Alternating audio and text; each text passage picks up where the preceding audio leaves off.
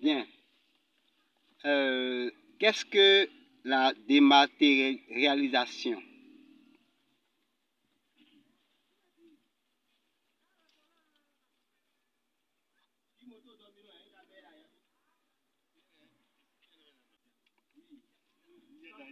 Comment appliquer la synchronisation des applications et des données?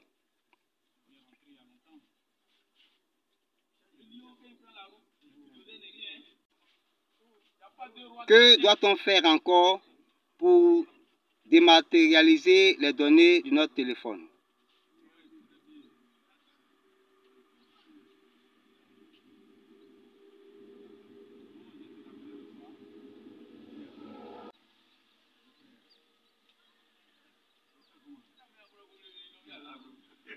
Merci bien à vous. Au revoir.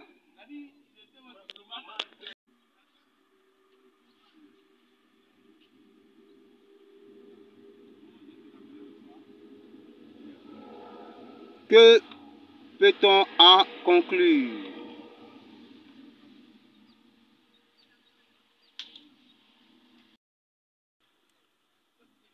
On ne peut jamais prévoir les pertes, les oublis et puis certains événements imprévus par rapport à l'utilisation de notre téléphone ou de notre ordinateur. C'est pourquoi la dématérialisation est l'une des meilleures solutions. Et nous allons en parler. Vous me demandez qu'est-ce que la dématérialisation? La dématérialisation consiste par rapport aux données de nos téléphones et de notre ordinateur à stocker en ligne toutes nos données afin de pouvoir y avoir accès à n'importe quel moment et à partir de n'importe quel appareil, tout en n'oubliant pas la synchronisation des données.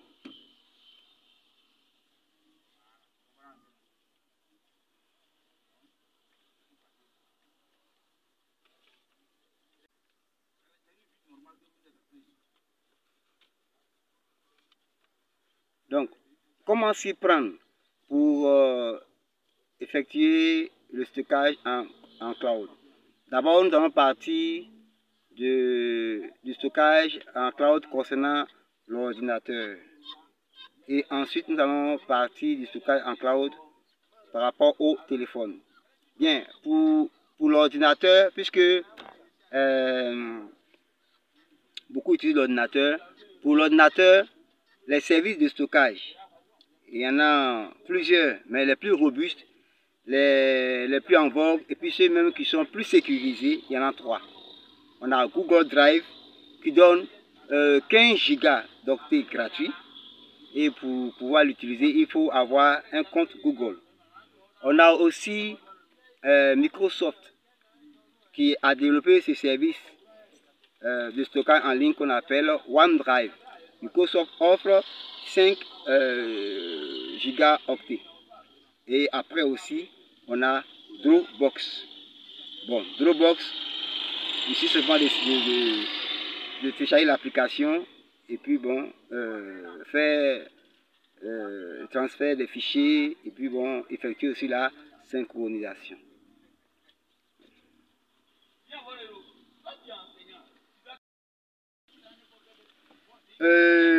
Comment synchroniser les applications et puis les données? Voilà, certaines applications permettent également de synchroniser les données entre plusieurs appareils. Par exemple, pour vos contacts et vos messages, vous devez utiliser Google Contact. Pour ceux qui ont Android. Là, pour ceux qui ont iPhone, c'est iCloud. Donc ainsi, vous pouvez avoir accès à vos contacts et à vos messages à partir de n'importe quel appareil. Bien sûr, à partir d'une connexion Internet. Maintenant, pour les photos, il faut utiliser Google Photos. Voilà, qui synchronise automatiquement vos photos sur le cloud. Afin que vous puissiez y avoir accès à n'importe quel moment. Même aussi les vidéos. Toujours avoir un compte Google.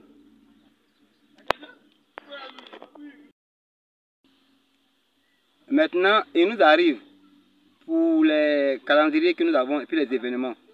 Voilà, on fait des planifications et aussi on détermine des événements auxquels on doit participer ou bien bon, disons qu'on doit inviter des gens.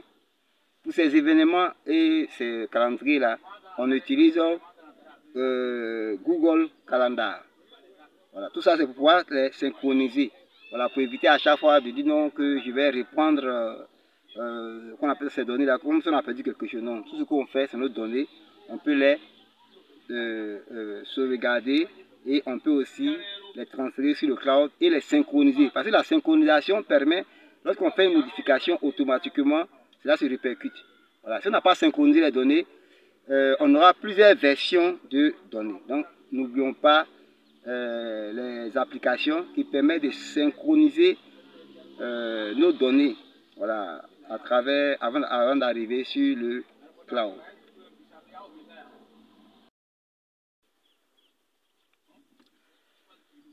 Bon, pour ceux qui sont plus avertis, il y a l'utilisation des applications de synchronisation automatique. Ça veut dire quoi? Ça veut dire que vous pouvez avoir vos données qui sont sauvegardées sur un drive, par exemple Google Drive ou OneDrive ou Dropbox. Maintenant, par rapport à un besoin, vous pouvez les transférer d'un drive à l'autre. C'est pourquoi on parle d'application de synchronisation automatique. Bon, il y en a deux qui sont plus en vogue et puis plus intéressants. Il y a Zapier, Z-A-P-I-E-R, et puis il y a IFTT 3 fois. Voilà, ces applications permettent simplement de transférer les données d'un drive à l'autre, c'est-à-dire que d'un service de stockage en ligne à l'autre.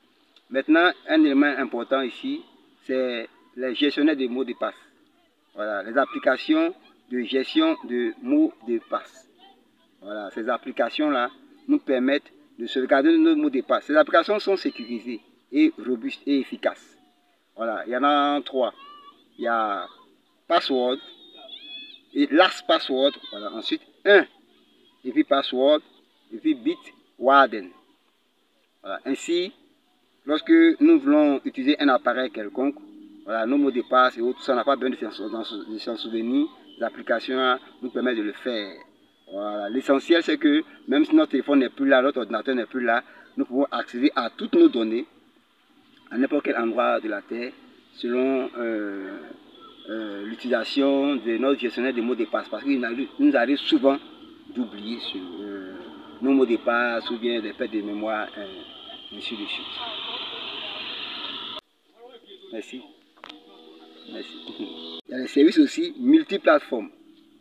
Voilà, tout ceci garantit la sauvegarde de nos données, leur conservation et une facilité d'accès à n'importe quel moment, n'importe où, voilà, via n'importe quel appareil et par la présence aussi d'Internet. Mais il faut respecter aussi les bonnes configurations. Voilà, cela doit se faire de manière plus automatique et plus fluide. Bien, donc merci bien à vous. C'était l'importance de la dématérialisation des données de nos téléphones et de nos ordinateurs. Donc désormais, plus besoin de s'attraper la tête pour dire « Ah, j'ai perdu mon téléphone, ah, j'ai perdu les données importantes qui sont dedans et tout ça. » Non, une fois que c'est dématérialisé, même si quelqu'un utilise votre téléphone, vous avez perdu votre téléphone, vous l'avez oublié à la maison, vous pouvez toujours récupérer vos données et puis travailler de manière conséquente. Voilà, prochainement, nous allons voir maintenant bon, comment accéder pour détruire nos données. Nous sommes à l'ère de l'informatique du nuage. Et puis, il ne faut pas oublier aussi, quand on fait le stockage en cloud ou le stockage en ligne via ces services de cloud-là, il ne faut pas oublier la synchronisation, ne pas avoir plusieurs versions de données. Il y a aussi les services de stockage automatique. Voilà, les services de stockage automatique. Il y a les services aussi multiplateformes. Voilà, tout ceci garantit la sauvegarde de nos données, leur conservation et une facilité d'accès à n'importe quel moment, n'importe où, voilà, via n'importe quel appareil et par la présence aussi d'Internet. Mais il faut respecter aussi les bonnes configurations. Voilà, cela doit se faire de manière plus automatique et plus fluide. Bien, donc merci bien à vous. C'était l'importance de la dématérialisation des données de nos téléphones et de nos ordinateurs. Alors, ce qu'on peut en conclure, c'est quoi? C'est que pour dématérialiser nos données de nos ordinateurs ou bien de nos téléphones, pour ne pas être surpris par les pertes, par les vols, par les oublis, et puis être, on appelle ça, surchargé ou bien surmené ou bien bon, avoir beaucoup de stress là, on peut faire appel à des services de stockage en ligne qu'on appelle le stockage en cloud. Nous sommes à l'ère de l'informatique du nuage. Et puis il ne faut pas oublier aussi, quand on fait le stockage en cloud ou le stockage en ligne via ces services de cloud là, il ne faut pas oublier la synchronisation, ne pas avoir plusieurs versions de données. Il y a aussi les services de stockage automatique. Voilà, les services de stockage automatique. Il y a les services aussi multiplateformes. Voilà, tout ceci garantit la sauvegarde de nos données, leur conservation et une facilité d'accès à n'importe quel moment, n'importe où, voilà, via n'importe quel appareil et par la présence aussi d'Internet. Mais il faut respecter aussi les bonnes configurations. Voilà, cela doit se faire de manière plus automatique et plus fluide. Bien, donc merci bien à vous. C'était l'importance de la dématérialisation des données de nos téléphones et de nos ordinateurs. Donc désormais, plus besoin de s'attraper la tête pour dire « Ah, j'ai perdu mon téléphone, ah, j'ai perdu les données importantes qui sont dedans et tout ça. » Non, une fois que c'est dématérialisé, même si quelqu'un utilise votre téléphone, vous avez perdu votre téléphone, vous l'avez oublié à la maison, vous pouvez toujours récupérer vos données et puis travailler de manière conséquente. Voilà, prochainement, nous allons voir maintenant comment accéder pour détruire nos données. Alors, ce qu'on peut en conclure, c'est quoi? C'est que pour dématérialiser nos données de nos ordinateurs ou bien de nos téléphones, pour ne pas être surpris par les pertes, par les vols, par les oublis, et puis être, on appelle ça, surchargé ou bien surmené ou bien bon, avoir beaucoup de stress là, on peut faire appel à des services de stockage en ligne qu'on appelle le stockage en cloud. Nous sommes à l'ère de l'informatique du nuage. Et puis il ne faut pas oublier aussi, quand on fait le stockage en cloud ou le stockage en ligne via ces services de cloud là, il ne faut pas oublier la synchronisation, ne pas avoir plusieurs versions de données. Il y a aussi les services de stockage automatique. Voilà, les services de stockage automatique. Nous sommes à l'ère de l'informatique du nuage.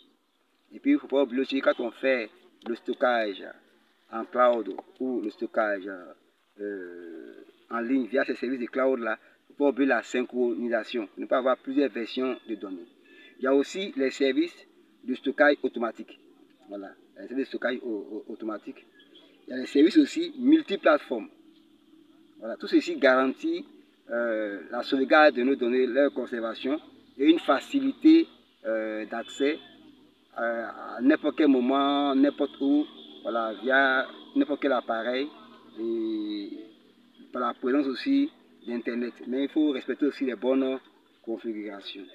Voilà, cela doit se faire de manière plus automatique et plus fluide. Bien, donc merci bien à vous. C'était l'importance de la dématérialisation des données de nos téléphones et de nos ordinateurs. Merci. Merci.